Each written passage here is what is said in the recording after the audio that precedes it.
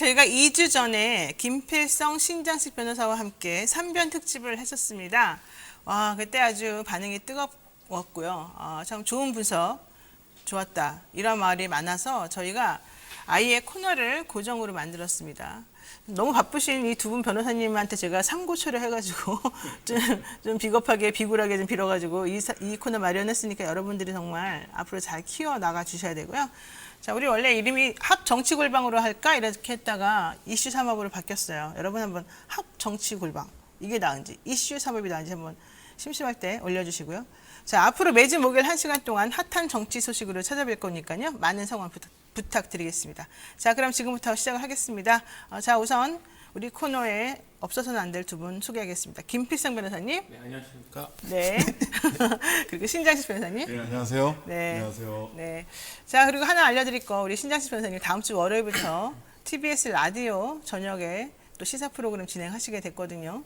우리는 다 이런 사람들입니다. 우리가 전부 다. 여러분 많이 라디오 들어주시고요. 자, 오늘 한번 얘기 시작하겠습니다. 이준석 대표하고 원희룡 전 제주지사 곧 정리된다 이 발언 놓고 지금 갈등이 격화되고 있는 분위기인데요. 원 전 지사는 이 대표가 말한 곧 정리된다는 말은 윤 전 검찰총장을 금방 정리할 것이다라는 뜻으로 들었다. 그러니까 후보로서의 지속성이 결국은 정리될 것이다라는 말로 들었다. 이렇게 얘기를 했었습니다.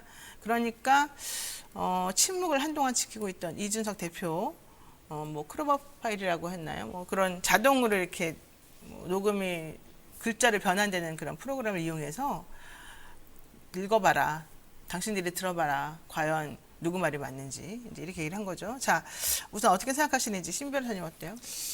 저는 이 사태는 어제부로 사실은 어제 저녁부로 봉합이 됐죠, 됐어요. 사실은. 네. 봉합이 됐어요. 네. 또 어제 저녁에 방송을 하면서 그 마지막으로 원지사가 요구를 했던 게 전문을 깔아 그러면 전문에 보면 더 심한 말이 있으니까 한 20분 동안 통화했는데 다 네. 내놔라 이런 거죠. 네, 전문을 깔아. 그래서 뭐 다른 분들이 다 전문을 까게 될 거다. 그래서 전문 안 깐다. 여기서 봉합될 거다라고 말씀드렸는데 정확하게 이제 봉합이 됐어요. 근데 사실 원희룡 지사는 도대체 왜 저럴까? 저는 그게 제일 궁금해요, 솔직히 말해서. 첫 번째 그게 궁금하고 그다음에 두 번째는 이준석 흔들기가 저는 이준석 흔들기의 측면이 분명히 있다고 보거든요. 이준석 흔들기가 실제로 어떤 정치적 효과를 낳을 것인가 이 두 가지입니다. 근데 원희룡 지사 같은 경우는 저는 네. 일단은 인지도를 올리는 데는 성공하셨다. 네. 근데 고자질쟁이 대통령이 괜찮나? 라고 하는 네네. 그런 질문을 받을 수밖에 없고요. 또 한편에서는 뭐 희석연대 내지는 희열연대 뭐 해가지고 사실은 그 윤석열 후보가 하고 싶은 얘기를 원지사가 대신해주고 있는 거 아니냐. 그러니까 갑자기 윤석열 후보하고 또 붙는 모양이 되잖아요. 그러니까 경선 토론에 대해서도 문제 제기를 하는 후보가 내놓고 문제 제기를 하는 후보가 그 원희룡 후보였거든요. 네네. 그래서 둘 간에 모종의 정치적인 어떤 거래가 있는 연대나 거래가 있는 게 아니냐라고 하는 얘기들이 여의도 바닥에서는 지금 돌아다니고 있고요. 이준석 대표 흔들기는 제가 보기에는 이거 그 후보 선출될 때까지 계속될 거고 후보가 선출된 이후에도 저는 이준석 대표의 성격상 그리고 이준석 대표가 가지고 있는 정치적 자산이라고 하는 측면에서 봤을 때 후보가 결정돼도 이준석 대표는 자신의 정치적 자산을 가지고 자신의 정치를 계속할 거다. 그래서 이게 쉽게 끝나지 않을 거다. 일단 여기까지 말씀드리겠습니다. 그러니까 뭐 꼭 굳이 원희룡이나 윤석열이 아니라 하더라도 이준석 대표의 성향상 본인의 뭐 여러 가지 것을 뭐 내보이기 위해서라도 자기 정치를 위해서라도 다른 방식으로든 어쨌든 이런 식의 갈등, 크고 작은 갈등은 계속 나올 수 있다. 그러니까 대표는 경선을 관리해라라고 하는 중진들의 이야기와 그렇죠. 무슨 소리냐? 대표는 자기 전략을 가지고 대선 승리의 전략적인 기획자이자 전략의 가장 선두에 선 사람이다라고 생각하는 이준석의 생각은 둘이 사실은 합의점을 찾아내기가 현재로서는 쉽지 않다. 나중에는 뭐 강제로 합의가 될 수 있을지는 모르겠지만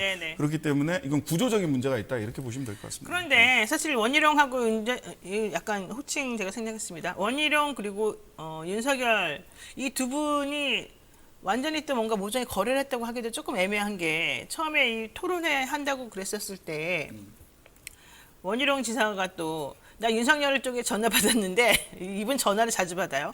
전화를 받았는데 나보고 보이콧하라 그러더라. 근데 나는 그냥 갔다 이렇게 또 본인이 또 고자질했잖아요. 그러니까요. 고자질 대장처럼 돼버렸어요. 근데 처음에는 윤석열 총장 측을 그러면 약간 좀 곤란하게 만든 거였고. 자원봉사 네, 자원봉사 부분. 그 다음에 두 번째로는 이번에는 이준석 대표를 또 곤란하게 만드는 거고. 이분은 왜 이렇게 곤란하게 만들어요, 사람들을 전부 다. 그리고 왜 이분한테 이런 입산 사람에게 왜 자꾸 말들을 하는 거예요? 자기 정치를 하는 거죠. 쉽게 얘기하면 이게 지금 사실 이제 민주당 지금 경선에서도 비슷한 것까지는 아니지만 그 경선 내에서도 지금 어쨌든 사실 그 지금 예비 후보가 국민의힘보다 훨씬 적음에도 불구하고 지금 내에서도 서로 뭐 2, 3 위권 후보들끼리 서로 이쪽으로 붙었다 저쪽으로 붙었다 서로 협조하고 이렇게 갈라지는 그런 모습, 연합이라고 그런 모습이 보이는데 그게 뭐 그래서 초반에는 뭐 어느 뭐 추미애 후보는 사실은 뭐 그 이재명 후보하고 사실 한 편이 아니냐 이런 말도 있었지만 거기 나온 사람들이 결국은 자기가 대통령이 되기 위해서 나오는 거지 누구 편을 들어주기 위해서 나오는 게 아니거든요. 네. 그럴 사람들이 절대 아니 정치인들 속성 있을 수 없는 일이기 때문에 그러니까 원희룡 후보 같은 경우에도 사실 이게 자기한테는 제주도 지사를 하면서 이렇게 많이 떠돌았단 말입니다. 네. 이게 애초에 제주도지사 출마할 때부터 네. 중앙 정치에서 떠나서 제주도로 내려가는 것이 과연 맞는 것이냐라는 사실 논란이 좀 있었고요. 그 후에 이제 국정농단 이런 걸 거치면서 사실 이제 무소속 기간도 길었고 그런데 이제 복귀를 했단 말입니다. 그러니까 자기가 여기에 있어서 국민의힘 내에서 주요 후보로 떠오르기 위해서는 그런 합정연행이나 이런 것들을 적극적으로 하면서 자기가 판을 흔드는 모습을 보일 필요가 있을 것 같은데 지금 그런 모습을 보이는 것이 아닌가. 그리고 제가 봐서는 이제 아까 말씀드렸던 것처럼 윤석열 후보와 사실 대립하는 모습 어느 정도 보였지만 이번에 좀 중요한 것 같아요. 이게 사실은 뭐 저는 이제 일단 그 녹취록 내용을 봤을 때 저는 이준석 대표가 그 윤석열 후보가 정리된다는 의미로 한 걸로 다시 좀 읽었거든요. 왜냐하면 그 앞부분에 어떤 말이 나오냐면 여의도 연구소 얘기가 나와요. 나오죠. 여의도 연구소가 사실 이제 일종의 싱크탱크인데 여의도 연구소 같은 곳에서 주로 하는 게 뭐냐면 뭐 여론의 추이, 그다음에 내부적인 뭐 여론 조사나 이런 것들을 사실은 하는 것들이 중요한 업무 중에 하나란 말입니다. 네네. 그러니까 이게 앞에 여의도 연구소가 언급됐다는 거는 만약에 이게 갈등의 봉합이 문제라면 여의도 연구소 얘기하는 게 아니라 지금 어떻게 얘기가 되고 있고 서로 이렇게 뭐 얘기가 잘 진행되고 있습니다라는 정황이 나와야 되는데 그게 아니라 여의도 연구소에서 지금 들여다보고 있는데 정리될 것이다라는 말은 사실 문맥상으로도 정리될 거라는 얘기로 들려요. 근데 이 내용은 사실은 엄청난 내용인데 이거를 이준석 대표가 원희룡 대표 후보한테 했다는 거는 상당한 신뢰를 보였다는 뜻이거든요. 네네. 근데 이거를 그냥 바로 까버렸다는 거는 그러니까. 내가 이거를 윤석열 후보와 일단은 같이 가겠다. 그러니까 같은 편으로 일단 같은 위치에서 뭐 아직 경선이 시작되지 않았으니까 공식적인 경선은 같이 가겠다는 모습을 보인 것이고 그 점에 있어서 확실히 노선을 선택한 것이 아닌가 이런 생각을 좀 들었습니다. 좀 어쨌든 그래도 모양새는 좀 너무 쪼잔해 보이지 않아요? 막 고자질쟁이가 될 테니까요. 그러니까, 이쪽 저쪽으로. 그러니까 지금 한 14명 정도 거론되고 있잖아요. 그렇죠. 그리고 8명으로 자르고 4명으로 자른다. 후보가, 그러니까 이 원희룡 지사는 일단 8명 안에 들어가야 돼요. 8명 안에 들어가는 것도 지금 지지율 나오는 거 보면 쉽지는 않아 보이거든요. 그다음에 이제 목표는 8명 안에 들어가서 여기서 또 한 번 더 합종 연행을 하든 또 존재감을 높이든 몸값을 올리든 간에 해서 4명 안으로 들어가는 것일 때고 네네. 이때 어떻게 본인이 뭐 당선되는 게 뭐 모든 그 후보들이야 본인이 당선되는 게 목표겠지만 네. 어떻게 하면 몸값을 올릴 것인가도 이제 두 번째 차선의 목표가 되거든요. 그렇죠. 원희룡 지사가 아직 그 60이 2학번 정도 되시나요? 64년생인가 그죠? 예. 그래서 아직 60이 안 됐어요. 그래서 다음 대선까지를 차기 대선까지를 노리고 자신의 정치를 통해서 자신의 정치적 존재감을 높이려고 하는 거죠. 왜냐하면 지금 원 지사는 도지사 사퇴하고 나왔잖아요. 네. 이거 굉장히 큰 리스크 테이큰이거든요. 네. 김두관 의원은 도지사 사퇴한 다음에 10년간 정치를 못했어요. 그렇죠. 예. 예. 그리고 제주도 안에서도 그런 비판이 있고 그럼 중앙정치에서 자기 존재감을 이번 대선을 통해서 확실하게 자기 존재감을 갖고 오지 못하면 그 다음에 제2의 김두관 사태가 자기에게 돌아올 수도 있다라는 위기감이 분명히 뒷덜미가 땡길 거거든요. 네. 이런 부분에서 자기 존재감 찾기를 하는데 그 방식이 고자질쟁이라는 이미지를 고착화시키는 방식이라면 저는 글쎄요. 이준석 대표도 피해를 봤지만 원희룡 지사가 오히려 그 인지도는 올랐지만 이게 흔히 그 페이머스냐 노토리어스냐 이 얘기 있잖아요. 노토리어스. 악명이 높아진 거 아니냐.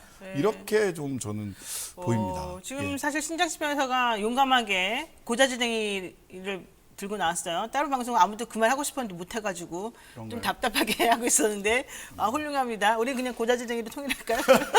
자, 그건 그렇고 근데 사실 뭐 원희룡 지사가 뭐 자기가 제주지사직을 버리고 여기 적극적으로 뛰어들었다고 말은 하지만 솔직히 말하면 제주지사 이번에 당선되는 것도 되게 힘든 과정을 거쳤었었고 또 내부적 그 제주도에서도 지금 지사직을 잘 수행하냐 마냐 해서 물어보면 거의 꼴찌라는 수준으로 대답이 나와서 앞으로 제주도에서 정치적인 생명을 이어가기는 어렵다 이런 판단이 있어서 할 수 없이 이걸 조금 모양새 좋게 그러면서 다시 중앙으로 돌아올 수 있는 계기를 마련하기 위해서 이번에 나왔다. 이게 사실은 우리들이 바라보는 분석이잖아요.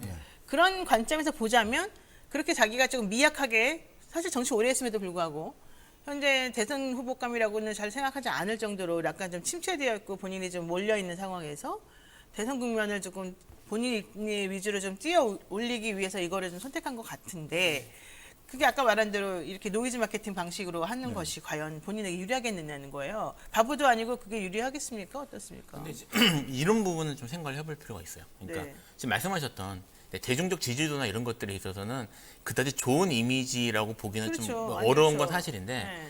지금 이제 국민의힘 내부를 좀 볼 필요가 있지 않을까 싶은 생각이 듭니다. 왜냐하면 이제 국민의힘이 이제 이준석 대표가 사실은 어떻게 이제 그동안 정치 행보가 어떤지를 보면 이게 국정농단 때문에 사실 많은 의원들이 빠져나갔다가 네, 네. 다시 돌아온 그룹에 속해 있단 말이에요. 근데 이제 그러니까 국민의힘에서는 들어온 그룹이에요. 그리고 지금 이제 원래 국민의힘 내부에 있었던 주요 계파가 그동안의 계파는 친이와 친박이라고 부르는 계파들이었는데 친이 친박이라고 부르는 계속 거기를 지켰던 계파들은 여전히 남아 있고요. 네. 그러니까 지금 근데 그들은 그동안 지난 이제 문재인 정권을 거치면서 뭐 탄핵의 여파 때문이겠지만 대선 후보를 키워내지 못했어요. 못한 상태고 그 상태에서 유력한 대선 후보가 없는 상태에서 바른정당 쪽 나갔던 사람들이 돌아오고 그쪽에서 지금 당 대표를 이제 결국은 가져갔단 말이에요. 또 젊은 이제 비교적 젊은 전 사실은 이준석 대표 그렇게 젊다고 생각하지는 않습니다만 네네. 비교적 젊은 이준석 대표가 사실은 맞고요. 그러니까 지금 근데 이준석 대표 쪽도 그렇고 그쪽도 그렇고 전부 유력한 대선 후보들이 자기들을 그러니까 자기들이 키워낸 대선 후보가 없는 상태예요. 그러니까 친이 친박 같은 경우에는 다시 이제 당권을 잡고 자기들이 이제 주도권을 잡기 위해서는 자기들이 어쨌든 누구든 후보를 옹립해야 되는 상태고 마찬가지로 들어온 계파 같은 경우 그러니까 이제 이준석 대표 같은 경우에는 자기의 같은 정치적 동지라고 하면 일단 먼저 생각하는 게 유승민.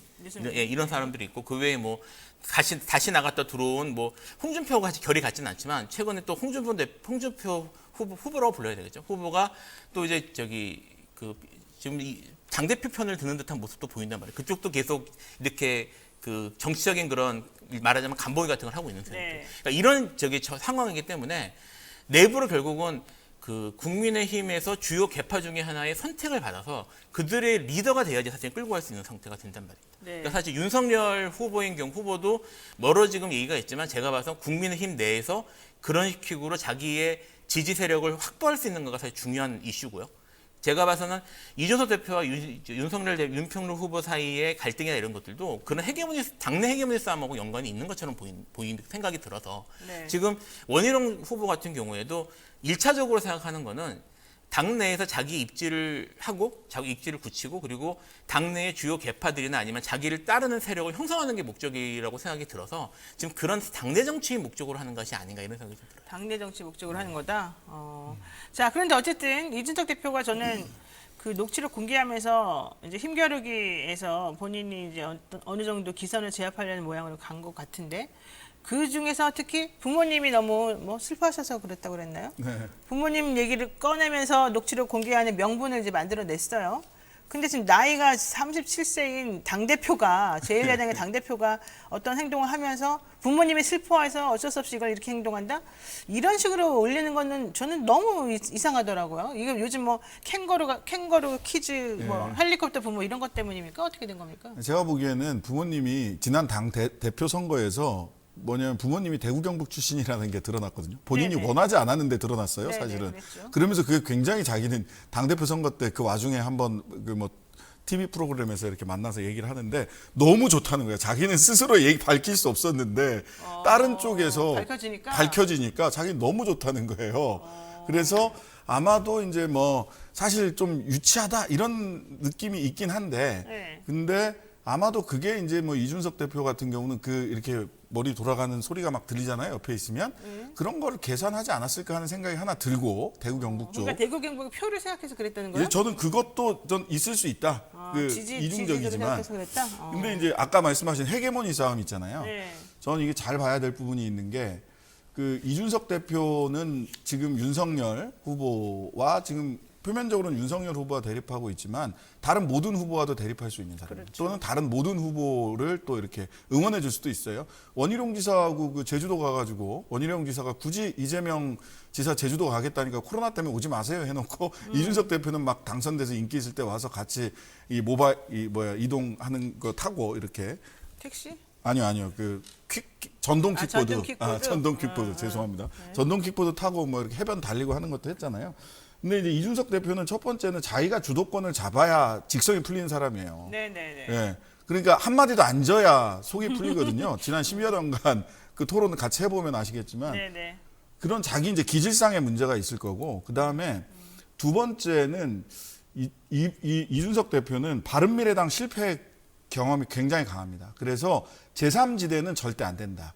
그래서 제3지대는 아예 초반에 고사시켜야 된다. 네네. 그러니까 윤석열 버스 정시 출발론이라든지 또는 안철수 대표와 국민의힘 합당 간의 관계에서 안철수 대표에게 정말 뭐 고깃값 얘기하면서 속값은 쳐줄게요. 라는 모욕적인 발언. 뭐 긴 말 하지 말고 예수냐 노냐 이것만 얘기해. 속값 닭값 얘기 나오고 예. 미스 노 나오고. 예. 네. 그래서 제3지대는 그 연합의 대상이라기보다는 정치적으로 전술적으로 뭐 힘이 세면 이렇게 후보 단일화는 할 수는 있지 모르겠지만 네네네. 1차적으로는 고사의 대상으로 봅니다. 이분은. 네. 그다음에 세 번째는 이준석 대표가 믿고 있는 가장 큰 힘은 뭐냐면요. 네. 6월 11일 당대표 선출 이후에 11만 명 증가한 당원입니다. 당원들. 11만 명 중에서 9만 명이 책임 당원이에요. 돈을 내요. 네. 기존에 국민의힘 당원 수가 책임 당원 수가 28만이었어요. 근데 여기에 9만 명의 책임 당원이 늘어났는데 이러면 네. 30%가 늘어난 거고 그렇죠. 이 사람들의 투표율은 굉장히 자발성이 높기 때문에 대선 국면에서 대선 본선에서 50% 당권자가 반영되잖아요. 네. 여기에서 이 9만 명이 모두가 이준석 때문이라고 할 수는 없겠지만 이준석이 아니었으면 9만 명이 늘지 않았을 거다라는 건 다 알고 있지 않습니까? 그러면 이준석 대표가 믿고 있는 가장 큰 힘은 본인 당대표 선거 전후에서 드러난 약 10만 명의 책임당원. 이들을 통해서 저는 대선이 끝날 때까지 본인은 이 대선 국면에서 정치적 영향력을 행사할 거다.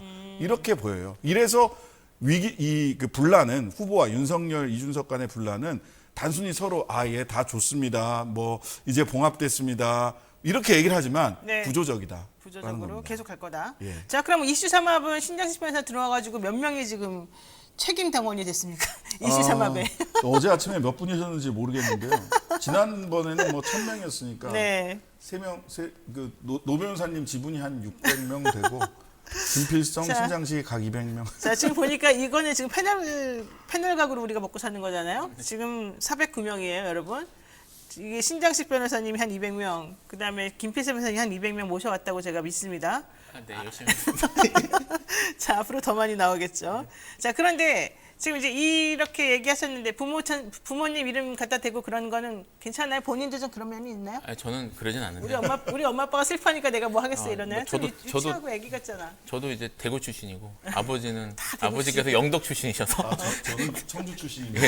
예. 근데 이제 뭐 모르겠습니다. 제가 이제 정치인이 아니어서 그게 이렇게 플러스 될 문제인지는 잘 모르겠고요. 이건 제 생각에는 네, 이건 전적으로 추측이라는 점을 먼저 전제하고 말씀을 드리면 네, 부모님을 소환한 게 이게 지금 뭐 알려진 것처럼 사실은 이제 여기서 그 가장 가까운 유력 정치인 중에 하나가 유승민 대표란 그렇죠, 말이에요. 그렇죠. 유승민 대표와 부모님과의 사이는 사실 지난 경선 과정 선출 과정에서 아빠 친구 알려져서 뭐 얘기 나잖아요. 나왔기 때문에 이게 사실은 아버지 얘기를 했지만 실제로는 유승민 대표나 뭐 자기의 주요 개파나 아니면 이쪽하고 논의가 된 것이라는 걸 암시하려는 게 아닌가 생각이 개인적으로 들었어요. 부모 얘기가 예. 진짜 부모를 말하는 것도 뭐 있을 수 있겠지만 그거보다는 예. 유승민을 말하는 것일 수도 그럴 있다. 수 있는 게 아닌가. 그래서 이것이 사실 뭐 내부적으로 우리가 논의하고 한 거다라는 것을 사실은 암시하려고 하는 게 아닌가라는 생각이 약간 들었어요. 만약에 네. 그 이제 유승민 대표가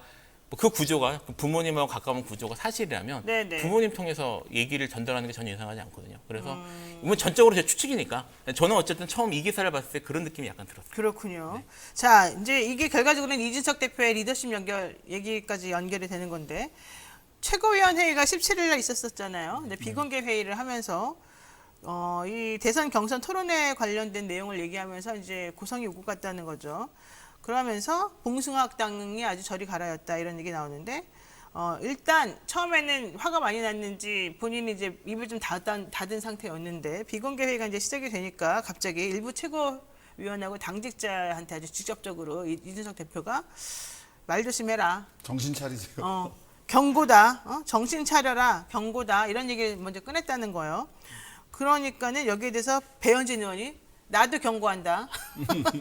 이래가지고 정말 아사리판이 났다. 뭐 이런 얘기가 나오던데 이런 거는 무슨 뜻일까요? 이게 당대표가 앉아가지고 처음에 나 할 말 없으니까 모두 발언 김기현 원내대표한테 들으세요. 이랬다가 이제 이게 비공개로 돌아서니까 사람들 쫙 째려보면서 경고합니다. 정신 차리세요. 이렇게 얘기하고 최고위원이 또 당대표를 향해서 나도 경고합니다. 이런 모양새. 김도우 의원이 엄청나게 화냈다는 거 아닙니까? 또 여기서?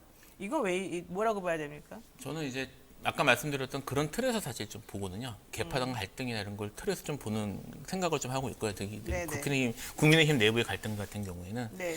이게 이제 최고위원들이 뭐 좀 더 뭐 사실 구체적으로 얘기하면 좀 그렇지만 이게 어쨌든 그 저기 득표율 순서로 되는 거잖아요. 기본에. 네. 그 이야기는 주요 개파의 수장들 또는 대표들이 들어와 있다는 의미이기도 하단 말이에요. 그리고 그 중에서는 물론 뭐 제가 좀 구체적으로 말씀드리긴 어렵지만 어쨌든 여기저기서 들어보면은 직접적으로 대립하는 최고위원도 있는 걸로 알고 있고. 그렇죠. 근데 지금 이것을 뭐 사실 그 상식적인 얘기일 수도 있는 거니까요. 말씀하신 것처럼. 그래서 지금 이게 그 이준석 대표에 대한 이게 사실 처음부터 흔들기를 했던 건 아닌 것 같긴 합니다만 이준석 대표도 제가 보기에는 중립성을 의심할 만한 상황인 건 맞단 말입니다. 그러니까 이제 저기 후보들 같은 경우에. 왜냐하면 이게 지금 어쨌든 여기가 주요 후보가 없는 그리고 다 영입해야 되는 무주공산 상태고 그리고 특히 뭐 이제 신당권파라는 말도 쓰던데 그 이준석 대표는 어쨌든 들어와 가지고 자기의 위치를 확보해야 되는 입장이고 뭐 그렇기 때문에 이준석 대표가 자기가 미는 사람을 세우는 게 결국은 이준석 대표는 지금 출마할 수가 없지만 자기 개파에서 대통령을 세우면 자기가 핵임을 잡는 거니까. 그러니까 그런 눈으로 볼 수밖에 없는 상황이고 마찬가지로 다른 개파에서는 이준석 대표를 그렇게 바라보면 흔들어서 그거를 이제 못하도록 막아야 되는 거니까 그런 갈등들이 계속 제가 부딪히면서 나타난다고 좀 생각을 하거든요. 그러니까 지금 근데 그 후보 토론회에서 사실은 갈등이 사실 한번 고조돼 터지는 상황이니까 목소리가 높아지고 이렇게 다툼이 이렇게 나타날 수밖에 없지 않았을까 저는 그렇게 생각을 합니다. 이게 두 가지가 크게 보면 지금 현실에 대한 전략적인 판단이 다른 거로 보여요. 윤석열 캠프랑 이준석 대표는. 이준석 대표는 그 윤석열 후보에 대해서 두 가지 판단이 있습니다. 하나는 저 사람은 정치 모른다. 이게 있어요. 정치 모른다. 정치 모른다. 그리고 정치는 정당이 하는 거다. 아까 제3정당 갔다가 크게 실패한 경험이 있기 때문에 정당이 하는 거다라는 게 있고 윤석열 후보 같은 경우는 그러니까 이제 이준석 대표가 안동 가가지고 지금 선거하면 5% 진다라고 얘기를 하는 거죠. 젊은 세대 얘기한 거죠, 사실은 겨냥해서. 그다음에 근데 이제 윤석열 후보 쪽에서는 내가 준비가 좀 부족하지만 지금 이대로 준비만 조금 시간만 조금 더 지나면 나는 이대로 집권할 수 있다라고 하는 생각을 하는 거죠.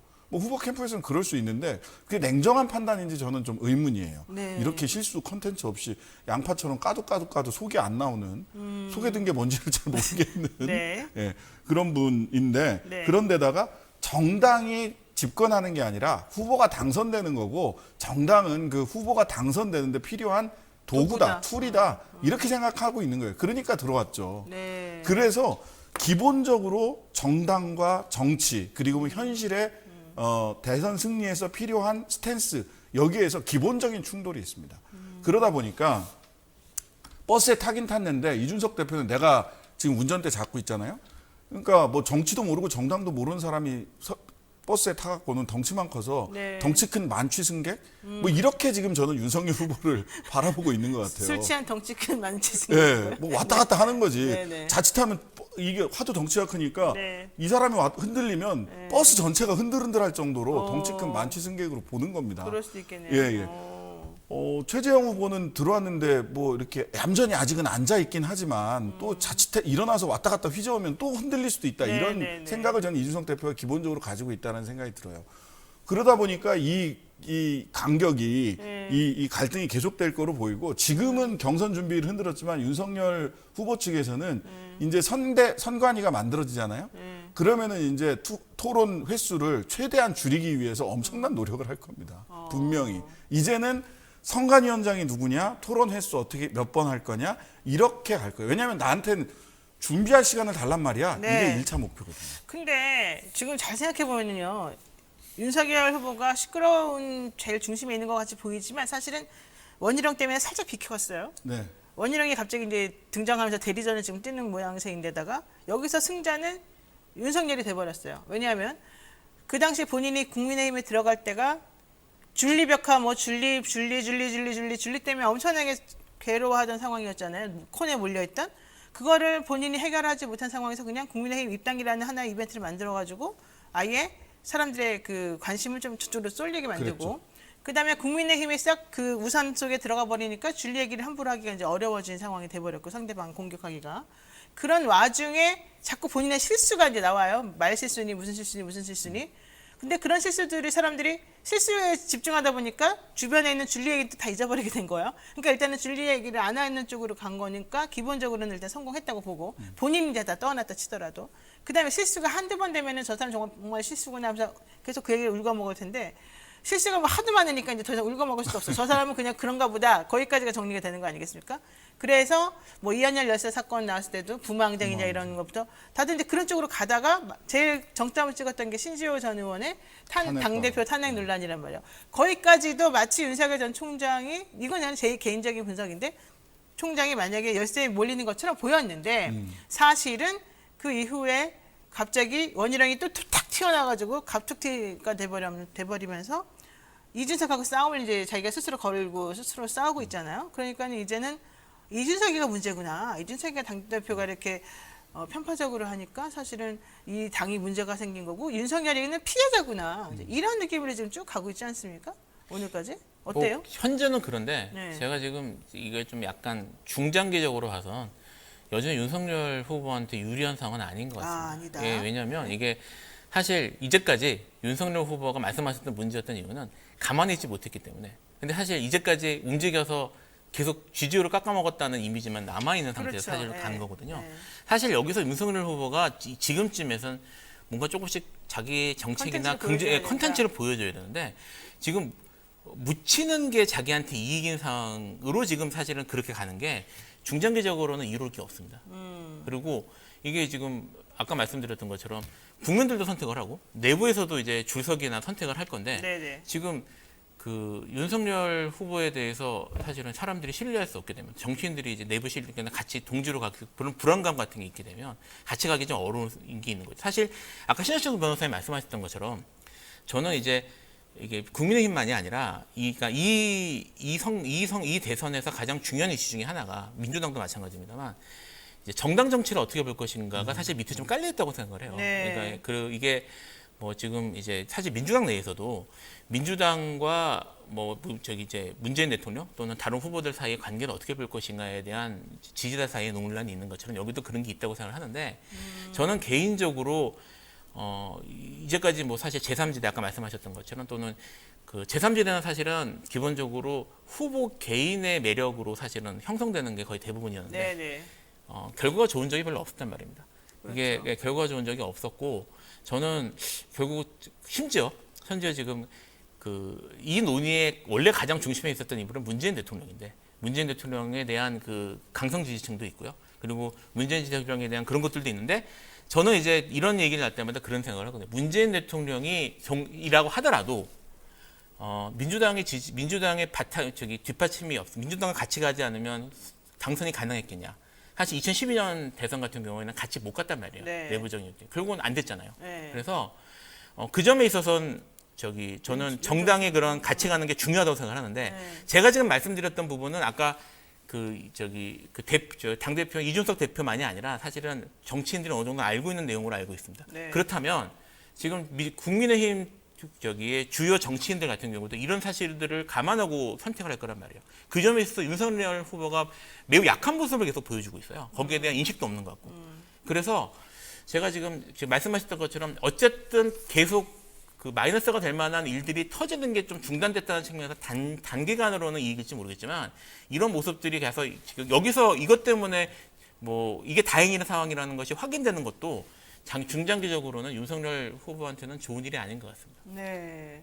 윤석열 후보가 말을 되게 잘한다고 달변가라고 사람들이 그래요. 그래요? 다변가인 건 맞는 것 같은데. 다변가. 예, 다변이죠. 다변인데 달변이라고 볼 수 없는 거고. 저는 이게 뭐 쩍벌 내지는 다변. 근데 별로 내용이 저 계속 한 달, 두 달 전부터 계속 했던 얘기가 윤 총장님 제발 유튜브 좀 그만 보세요. 주로 보수 극우 유튜버들이 하는 얘기들을 스피커 앞에서 자꾸 하거든요. 그러구나. 예, 네. 원전 관련된 얘기도 그렇고 최근에 뭐 이런저런 얘기들이 좀 그래서 그런데 네. 달변은 아니죠. 다변인 건 맞는 것 같습니다. 근데 그렇게 말 많이 하고 다리 쩍 벌리고 말 많이 해도 지적받아 본 적이 없는 거예요. 그동안에는 네. 워낙 자기 권한이 셌기 때문에 그랬던 건데 사실은 이게 왜 입당했을까? 저는 한 세 가지 측면이 있는 것 같아요. 하나는 당시 지지율이 빠지는데 국민의힘 지지자들로부터 지지율이 빠지기 시작했거든요. 네, 그러니까 네. 이 불확실성을 줄여야 된다는 게 하나가 있었던 것 같고요. 그 다음에 하나는 실은 이제 결과적인 부분이긴 한데요. 네. 당시에 우리 지난번에도 얘기했던 도이치모터스 등 김건희 씨에 대한 소환이 임박했다는 얘기들이 그렇죠. 계속 서초동 있었어요. 주변에서 쭉 있었어요. 근데 소환은 아직 안 된 거죠? 예, 제가 보기엔 이거 소환하기 어렵습니다. 국민의힘으로 들어갔고 그때는 윤석열 개인이었지만 입당 후에는 지금 국민의힘이랑 제1야당이랑 검찰이 싸워야 되거든요. 엄청난 정치적 부담이 비호, 있네요. 부담이 네. 생긴 거예요. 대선 후보 요 쭉 과정에서. 그러니까 이미 재판에 넘겨지고 사건이 입건이 돼서 재판에 넘겨진 장모 사건하고는 또 다른 측면이 있는 거죠. 이거는 아직 기소가 안 됐지 않습니까? 그렇죠. 공소시효는 바짝바짝 다가오고 네네. 이게 엄청난 고민에 빠져 있을 텐데 결과적으로는 정말 김건희 씨 소환하기 어려워진 상황이 된 거예요. 네. 이거는 이건 야당 탄압이다 바로 나오고 아마 네네네. 국민의힘 아무리 싸워도 국민의힘 모든 국회의원들이 한 100명이 전부 다 검찰청 앞으로 몰려갈 판이고 네네. 청와대 앞으로 몰려갈 판이거든요. 그런 측면에서 자기 스스로를 좀 보호할 필요도 있다. 있었다라고 하는 측면들이 복합적으로 작용을 해서 입당을 한 거고 근데 입당을 했으면 그 효과는 보고 있는 거예요, 사실은. 그 효과는 보고 그렇죠. 있지만 네. 떨어져가는 지지율을 정체시킬 수는 있었지만 연속되는 자기 실수로 인해서 지지율을 상승하는 모멘텀은 굉장히 많이 떨어졌다. 근데 어쨌든 지금 그래서 뭐 부인 김건희 씨 관련된 논란에서는 본인이 조금 성공했을지 모르지만 지금 윤우진 전 세무서장 비호 논란 게다가 윤우진 전 세무서장 관련된 측근들이 나 뇌물 받아가지고 준 거 맞다 이제 이런 얘기 나오면서 갑자기 또 공소시효까지 좀 편안해지면서 윤 전 총장도 문제가 좀 있을 수 있다라는 예견 그리고 공수처에서 지금 한명숙 전 총리 관련해서 모해 위증 사건을 수사하지 못하도록 좀 뭐 직권남용을 했다 이런 부분들이라든가 뭐 지금 문제가 되고 있는 옵티머스 뭐 라인 펀드 관련해서 또 역시 직무를 제대로 못하도록 본인이 직권남용했다라는 이런 것들에 대해서 공수처가 또 좀 수사를 적극적으로 하겠다 이런 것들이 오면서 이제 윤석열 전 총장 스스로의 본인의 또 리스크가 불거지는 상황이 되어서. 사실은 정말로 앞으로 또 어떻게 될지 이 전개 방향이 좀 애매하고 위험해졌다. 이제 여기까지 말할 수 있을 것 같은데 일단 거기까지만 지금 이제 윤 전 총장 얘기는 해요. 왜냐하면 윤 전 총장은 제가 봤을 때 약간 불사신의 좀 기질이 있는 것 같아. 이분이 이게요 정말 이렇게 일반적인 상식으로는 생각할 수 없는 그런 일이 벌어질 때 우리가 보통 팔자 타령하잖아요. 운 좋다. 제가 봤을 때 이분은 약간 기사회생. 그다음에 이제 생각보다 참 운이 좋은 사람, 맞아. 이런 식으로 좀 해석을 해보면 이분이 이렇게 위기마다 헤쳐나오는 그 방향이 조금 드러나는 것 같더라고요. 그래서 어쨌든 그 부분에 있어서는 앞으로도 좀 더 운이 좋을 수도 있기 때문에 여기까지 일단 정리해보고요. 요 얘기 이제 해봅시다. 여권에서 지금 황교익 리스크가 갑자기 생겨났습니다. 지금 이재명 지사가 안 그래도 지사로서의 지사 찬스를 이용해서 여러 가지 표를 매표하고 있다, 뭐 매수하고 있다, 뭐 이런 얘기가 지금 나오는 상황이었는데 갑자기 황교익 맛칼럼니스트를 경기관광공사의 뭐 수장으로 내정한다라는 얘기가 나오면서 보훈 인사 논란이 커졌고 거기까지는 좋은데 이 황교익 씨가 또 만만치 않게 이낙연 후보를 엄청 공격하면서 지금 살벌해지지 않았습니까? 정치 생명을 끊기. 네, 이거 도대체가 왜 이런 얘기까지 나오게 된 건지 설명을 좀 부탁드릴까요? 일단 이게 이제 이게 저는 그 논쟁이 네, 인선과 관련된 이게 적절한 인선이냐, 그러니까 적절성, 능력이 충분했느냐, 이게 또 뭐 보훈성 인사냐, 저는 이 부분에 대해서는 충분히 논쟁할 수 있다고 봅니다. 황교익 씨가 적절한 경기관광공사 사장으로서 적절하냐? 네. 그 뭐 맛집 소개하는 사람이 무슨 관광을 아냐, 뭐 이렇게 이제 그쪽에서 처음에 얘기를 했던 거 아니에요? 네. 근데 이게 갑자기 친일파 논란으로 가버렸단 갑자기 말이죠. 연결이 됐어요. 근데 이거는 사실은 뭐 물론 억지로 끌어다 붙이면 네. 이게 적절한 인사의 적정성 문제로 갈 수도 있습니다. 네. 근데 대체로 보면은 뭐 오사카 관광공사 내지는 네. 무슨 뭐 도쿄 관광공사 이렇게 얘기를 한 거는 개인에 대한 굉장히 인성 내지는 개인에 대한 공격으로 지금 비화돼 버렸거든요. 그렇죠. 이게 착종되면서 황교익 씨도 이제 그분 성질을 뭐 겪어보신 분들은 다 알 텐데 절대 안 지시는 분이거든요. 그분도 네네. 완전히 싸움 닦기 질이 대단하신 분이라서 이거만큼은 나도 못 참겠다라고 하면서 캠프와 황교익과 이낙연 캠프가 대립하는 양상으로 갔어요. 이 서로에게 도움이 되는 일이 저는 아니라는 생각이 들거든요. 황교익 씨는 배신감 때문에 소위 자기 진영으로부터 등에 칼이 꽂혔다라고 하는 배신감 때문에 이렇게 되지만 결과적으로는 이게 이제 이재명 지사한테도 정치적 부담으로 작용할 수밖에 없거든요. 그러니까 오얏나무 밑에서 각근을 묶은 꼴이 돼버렸어요. 지사 찬스 네. 얘기가 나오는 국면에서 이렇게 됐기 때문에. 네. 저는 이게 보훈성 인사라고까지 보이지는 않지만. 그래서 저는 좀 이낙연 캠프에서도 가르마를 탈 필요가 있다. 인선의 적정성 문제에 집중하시는 게 맞다라는 생각이 들고요. 네. 황교익 씨는 개인이 아니라 이미 내정이 됐고 청문회를 앞둔 사람은 이재명 지사의 정치적 부담도 함께 고려할 수밖에 없다라는 점도 황교익 씨도 좀 고려를 하셔야 될 것 같습니다. 예. 국민의힘 쪽에서만 팝콘 각이죠, 뭐. 국민의힘 쪽에서 너무 기분 좋아하고 있어요. 네. 그러니까 사실은 뭐 인선 과정은 아마 이제 공모를 통해서 절차대로 진행이 됐을 거예요. 네네. 그래서 물론 이제 그렇게 얘기를 합니다. 또. 네 그렇게 얘기를 할 거고, 네.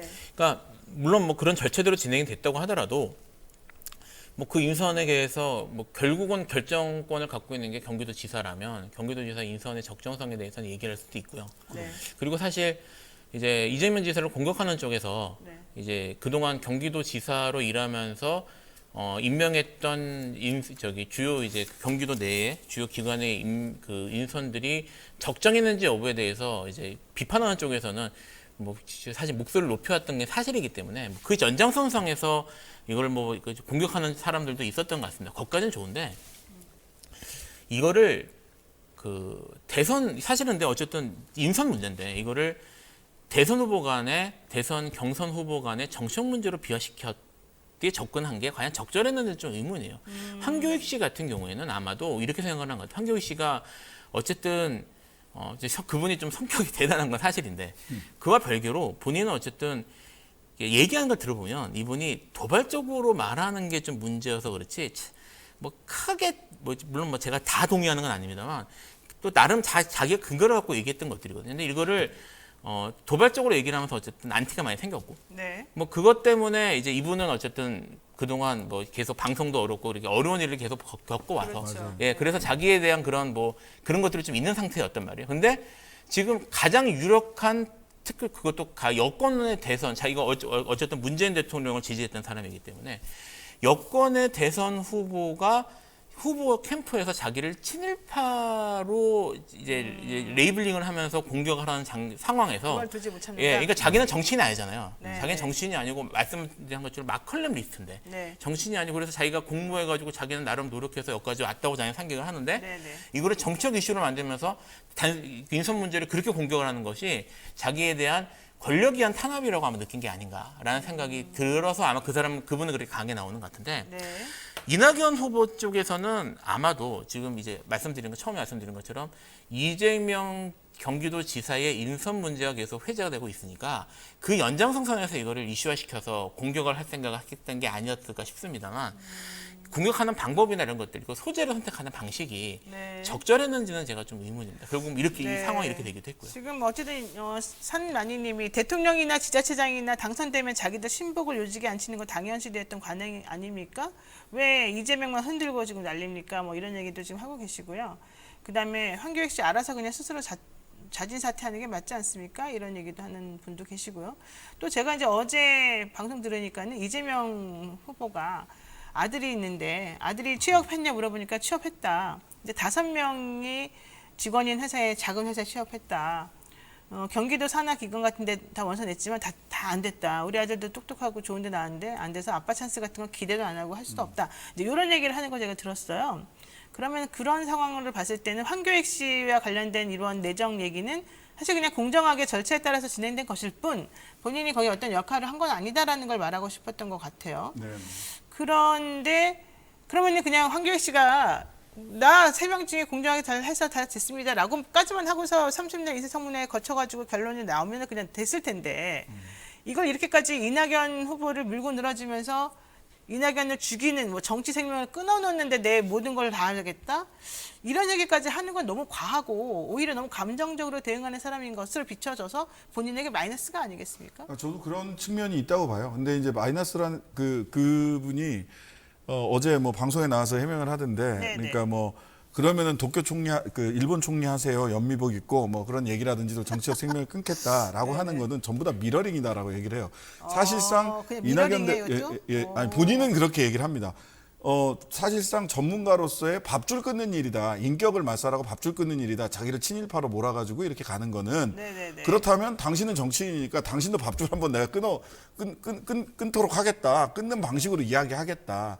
그 다음에 자기 보고 친일파라고 하면 뭐 하나 단어를 앞뒤를 잘라서 친일파라고 한다면 당신도 앞뒤 딱 잘라서 연미복 입은 거 보니까 일본 정치인 제복 입었네. 이렇게 얘기를 한 거지. 실제로 그 사람 보고 이낙연 후보에게 일본 총리를 하라, 일본으로 가라, 내지는 아니다. 당신 죽인다. 이건 아니다. 근데 누가 들어도 사실은 굉장히 자극적이죠. 네. 선을 넘은 표현인 건 맞아요. 저는 깜짝 놀랐어요, 네. 사실은. 네. 근데 이분은 제가 보기에는 청문회까지 가서 물러나는 한이 있더라도 청문회까지 가서 자기 할 말 다 해야 이게 그치지. 그냥 정무적 고려를 해서 내가 알겠습니다. 제가 뭐 당대표도 아니고 뭐 알겠습니다. 그렇지만 제가 빠지겠습니다. 이렇게 가실 분은 아닌 것 같고 다만 이재명 지사 측에서는 굉장히 정무적 부담을 갖고 있는 것 같아요. 네네. 그래서 이 최초에는 첫날은 아예 답변을 하지 않았고 네. 그다음에 토론회에서도 답변이 청문회까지 거쳐가면서 도민의 의견에 따라 결정하겠다 이렇게 그냥 옹반하게 얘기했단 나갔다가, 말이죠. 그쵸? 예. 여지를 물러설 수 있는 여지를 네. 이렇게 두고 있어요. 사실 이재명 지사는 제가 이렇게 아는 바로는 뭐 성남시 관련된 사건도 저도 해보고 했는데 본인이 법적으로 보장된 권한이 있으면 다 쓰시는 분이에요. 다 써요. 예, 법적으로 이게 법적 하자가 없다라고 하면 그 권한을 다 쓰는 분이에요. 다. 예. 그래서 이 권한이 예전에 관례상 행사하지 않았던 권한까지 쓴 거 아니야? 라고 하는 부분들은 법적 쟁점이 생겼는데 보면 대체로 이분도 법률가라 그런지 행정부 지방자치대 수장으로서 쓸 수 있는 권한 풀수행하시는 분이거든요. 아마 그런 행태대로 그런 평소의 습관대로라면 이거 뭐가 문제야 하고 밀어붙일 텐데 그렇죠. 지금은 굉장히 많은 사실은 이재명 지사의 기존의 정치적 선택이나 이런 걸로 봤을 때는 많은 심사숙고를 하고 있는 것으로 보이긴 합니다. 오히려 예전보다 많이 신중해졌군요. 예, 굉장히 신중해진 겁니다. 제가 아는 그러니까 뭐 이재명 지사 같은 경우에는 이제 뭐 지금 철회를 지명 철회 얘기가 나오는데 그건 안할 것 같아요. 행정법 법리상 아마 어려울 거예요. 그렇게 되면 그 이제 지명 철회도 일종의 어쨌든 처분이라. 그렇죠. 처분이라 행정 소송이 들어갈 만한 상황이고. 만약에 그렇게 하면 내가 황교익 씨면 할 것 같아요. 예, 소송 행정수사 현재 지금 하는 거 봐서 할 것 같아서. 변호사들 모이니까 막 바로 소송 얘기부터. 예. 그래서 지금 아마 이제 이제 이재명 지사 쪽에서는 지금 말씀하신 것처럼 사실 잦은 사퇴하는 게 제일 그림이 좋을 거라고 생각할 텐데 황교익 씨는 정치인이 아니거든요. 네, 그렇죠. 지금 사실 그분의 방식이 네. 뭐 거칠다 아니면은 뭐 이런 사기 평가는 전부 대선판을 바라보는 정치적 시각에 사는 말이고 네. 그분은 뭐 내 권리를 찾는데 내가 왜 누구를 고려해야 돼라고 생각할 만한 위치에 있고 네. 이제까지 했던 행동이나 아니면 발언을 볼 때 그러신 것 같아요. 그런 걸 보면은 오히려 이제 약간 얘기가 돌 수도 있지만 이게 네. 보훈 인사인지 그런 측면에서 그 다음에 자기 사람을 심는다고 볼 수 있는 것인지에 대해서 사실 좀 약간 의문도 있는 건데. 그렇군요. 예, 그래서 이거는 제가 봐서는 결국은 끝까지 가서 뭐 이제 만약에 이제 인사청문회나 이런 데서 뭐 이제 거기서 문제가 된다면 그러면 이제 뭐 다른 이유가 생기는 거니까 그렇게 되지 않으면 물러나지 않을 것 같습니다. 자, 하태경 의원이 사실은 그 원희룡 지사하고 이준석 대표하고 이제 싸우는 과정 중에서 원희룡 지사 보고 참 더티 플레이한다 이런 얘기를 한 적이 있었어요. 근데 이 황교익 씨하고 이낙연 후보하고 이제 이런 논쟁이 벌어지는 것에 대해서 또 민주당 측에서 이 황교익 측을 좀 지지하는 분들은 이낙연 후보가 너무 더티 플레이한다 뭐 이런 얘기하는 분들도 있더라고요. 그래요? 이낙연 후보가 더티 플레이하고 있습니까? 아니, 저는 구분을 해야 되는데 구분이 안 됐다. 아까 말씀드렸던 대로 구분이 안 됐다? 인선의 공정성이라든지 네네네. 이런 부분에 대해서는 저는 충분히 문제 제기를 해야 된다고 봐요. 국민이건 뭐 누구건 간에. 근데 갑자기 친일파 이렇게 프레임이 딱 씌워지니까 그래서 열받게 만들고. 예, 그 부분은 좀 구분해서 이야기를 해야 되는데 정치적 유불리에 따라서 굉장히 지나치게 자극적인 말을 했고 그러니까 또 에스컬레이션이 된 거예요. 같이 따라 올라가서 황교익 씨는 더 센 말을 하고 네네네. 국민의힘은 팝콘 각이고 네. 지켜보는 사람은 뭐 애들한테 이거 계속 보여줘도 되나 뉴스를 이런 느낌이 드는 네. 쪽으로 가버렸잖아요. 그렇죠. 예. 그리고 앞으로 이낙연 캠프 계속 이런 식으로 나올까요? 이낙연 캠프의 대응은 어떻게 될까요? 이낙연 캠프는 지금 사실 더 이상 대응하는 게 애매해졌죠. 이걸 가지고 애매해졌다. 예, 그러니까 예를 들면 뭐 아까 말씀드린 친일파 사실 프레임을 갖고 나왔잖아요. 아니다 그러면 황교익은 친일파다 이렇게 얘기할 수도 없고 사실 그렇게 가는 건 더 이상해지는 거. 그렇다고 여기에 대해서 뭐 잘못했습니다 이렇게 나오기도 사실은 좀 애매할 거고 오히려 이제 이낙연 캠프 쪽에서 선택할 수 있는 선택지가 사실 없어졌어요. 그러니까 네. 뭐 이재명 후보 쪽에서도 마찬가지지만 이낙연 후보 쪽에서도 선택지가 좀 애매해진 상태여서 결국은 이거는 지금 뭐 황교익 씨가 이제 강경하게 나오는 것을 비켜볼 수밖에 없는 이런 상황이죠. 근데 이제 문제는 부정적으로 끝날 수밖에 없는 그러니까 캠프 차원에서 대응을 더 추가적으로 더 센 얘기를 그러면 이러면 정말 진짜 볼썽사나워지거든요. 그렇죠. 예, 그럼 캠프 차원에서는 대응을 전략적 침묵 이런 걸 할 걸로 보여요. 전략적 침묵. 예, 지금 전략적 침묵하는 사람들이 많습니다. 윤석열 네. 전략적 침묵, 이준석 전략적 침묵, 네. 다음 주까지 일주일간 전략적 침묵한다고 그러더라고요. 네네. 예, 그 다음에 이제 이낙연 캠프도 이 황교익 씨에 대해서는 네. 전략적 침묵으로 갈 텐데 문제는 네. SNS에서 난리가 나고 있습니다 지금. 그렇죠. 지금 아주 난리가 났어요. 자, 예. 우리도 지금 난리가 났는데 이 댓글에 이런 게 있네요. 노영희 변호사님 말 조심하세요. 윤석열 아직 안 끝났습니다. 불사조라고 했으니까. 제가 좀 불안하신가 봐요. 걱정되시나 봐요. 아이, 이 정도도 뭐 그렇게 쪼잔하지 않겠죠. 설마 그분이. 어쨌든 믿습니다. 제가 우리 또 윤석열 후보님을 믿습니다. 자, 그건 그렇고요. 오늘 지금 황교익 씨 논란, 그 다음에 또 윤석열 후보 얘기, 그리고 이준석 원희룡 지사 얘기 이제 두루두루 하느라고 또 시간이 다 좀 정리가 됐는데요. 네, 오늘 저희가 준비한 수 여기까지 마무리 짓도록 하고 다음 주에 다시 한번 또 더 멋진 얘기를 나눠야 될 것 같아요. 자, 오늘 이슈 삼합 함께 했는데 자, 첫 번째 소감 짧게 한 10초씩만 말씀해 볼까요? 저는 좋습니다. 이게 톡 쏘는 맛도 있고 삼합이 녹진한 맛도 있고 이슈 삼합 좋은데요 저는. 네, 좋습니다. 막걸리도 한 잔 딱 갖다 놓고 해야 될 것 같습니다. 아침부터 사실 뭐 제가 두 분에 비해서 방송력이 일천해서 제가 걱정을 많이 했는데 많이 도와주셔서 제가 열심히 할 수 있었습니다. 갑자기 뜬금없이 또 이렇게 또 겸손한 모습. 웬급 겸손 모드. 네, 정말 진지하지 않아요, 저분. 자, 노영의 뉴스인사이다. 오늘 두 분 고맙습니다. 고맙습니다. 네, 감사합니다. 네, 오늘 방송 어떠셨습니까? 네, 꼭 오늘 방송 아니어도요. 언제든지 저희 방송 잘 응원해서 얘기해 주시고요. 저희 내일 방송이 또 아주 특이합니다. 내일 저희 허경영 국가혁명당 명예대표 저희가 모시고 인터뷰하기로 했습니다. 예, 행주 치마 입고 이렇게 그 대선 출마 나가신다는 그분, 당선되면 1억 주신다는 그분, 저희가 스튜디오 직접 모시고 인터뷰합니다. 여러분, 허경영. 공중부양 여쭤봐야 될지도 모르겠습니다만은 내일 아침 7시 30분에 우리가 인터뷰하니까요. 잊지 말고 시간 내지 말고 빨리 꼭 찾아와서 자리 잡아 두고 계시면 될 것 같습니다. 저는 내일 아침 7시 30분에 다시 찾아오겠습니다. 고맙습니다.